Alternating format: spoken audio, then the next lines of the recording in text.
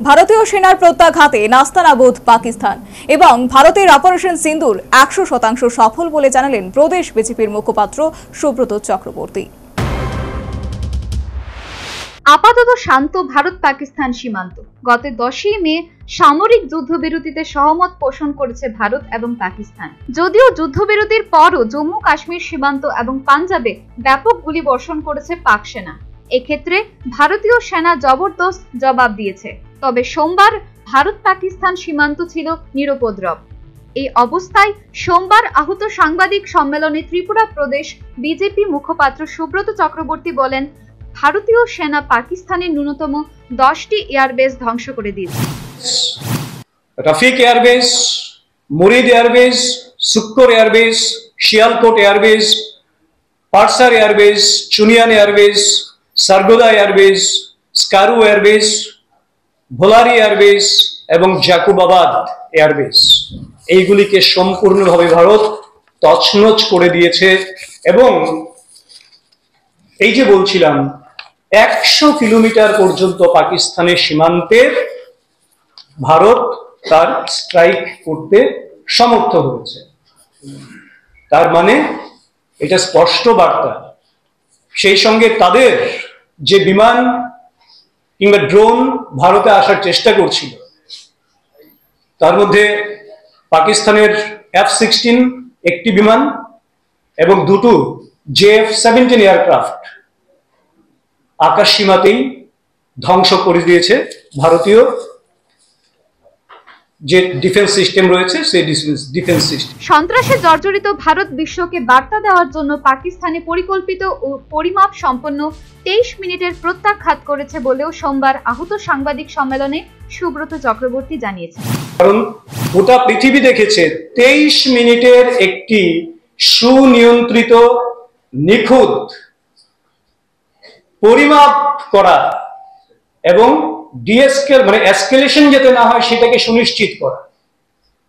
কারণ কোথাও এমন হয়নি, প্রত্যেকটা মাপা ছিল যে একটা এয়ারবেসের যখন হামলাটা হবে তখন ওই এয়ারবেসের কোন জায়গাটাকে আক্রমণ করা হবে, তার সারাউন্ডিং এর কোনো জায়গা যাতে আক্রান্ত না হয়, একেবারে নিখুঁত ভাবে পরিমাপ নিয়ে সেই আক্রমণ সংগঠিত করেছে ভারত নিজের দেশকে, দেশবাসীকে সুরক্ষার জন্য এবং এই সন্ত্রাসবাদের বিরুদ্ধে গোটা বিশ্বে যে সন্ত্রাসবাদের কারণে ভারত জর্জরিত তার বিরুদ্ধে সম্পূর্ণভাবে গোটা বিশ্বে একটি বার্তা দেয়া। সন্ত্রাসবাদের সঙ্গে পাকিস্তান সরকার এবং সেনাবাহিনীর যুক্ত থাকার বিষয়টি এই যাত্রায় প্রমাণিত হয়ে গেছে। তা উল্লেখ করে পাকিস্তানের তরফে যুদ্ধবিরতির জন্য ভারতের কাছে প্রথম প্রস্তাব পাঠানো হয়েছে বলেও সুব্রত চক্রবর্তী জানিয়েছেন। পাকিস্তান কোনো উপায় না পেয়ে গত 10 মে পাকিস্তানের ডিজিএমএ ভারতের ডিজিএমএ কে ফোন করে আলোচনার প্রস্তাব দেয়। কারণ ইতিমধ্যেই তারা জানতো তাদের সন্ত্রাসবাদের সঙ্গে পাকিস্তান সরকার যে যুক্ত, সেনাবাহিনী যে যুক্ত, সেটা অলরেডি প্রমাণিত হয়ে গেছে গোটা বিশ্বের কাছে। কারণ এই সমস্ত উগ্রপন্থীরা যারা নিহত হয়েছেন তাদের মধ্যে আমরা এটাও লক্ষ্য করেছি যে উগ্রপন্থী যখন মারা যায়, সন্ত্রাসবাদী মারা যায়, তাদের শেষকৃত্যে পাকিস্তানের সেনাবাহিনীর অফিসাররা যুক্ত হচ্ছেন। তাদেরকে পাকিস্তানি পতাকা দিয়ে তাদেরকে শ্রদ্ধাঞ্জলি জানানো হচ্ছে। শুধু তাই নয়, এটা একবিংশ শতাব্দীর আধুনিক ভারত। এই বার্তা দিয়ে পাকিস্তানের বিরুদ্ধে এই প্রত্যাঘাত পাক সেনার বিরুদ্ধে নয়, ভারতীয়দের সার্বিক সুরক্ষা এবং দেশের মা বোনদের সিথির সিঁদুর অক্ষয় রাখার লক্ষ্যে বলেও জানিয়েছেন তিনি। এটা একবিংশ শতাব্দীর ভারত।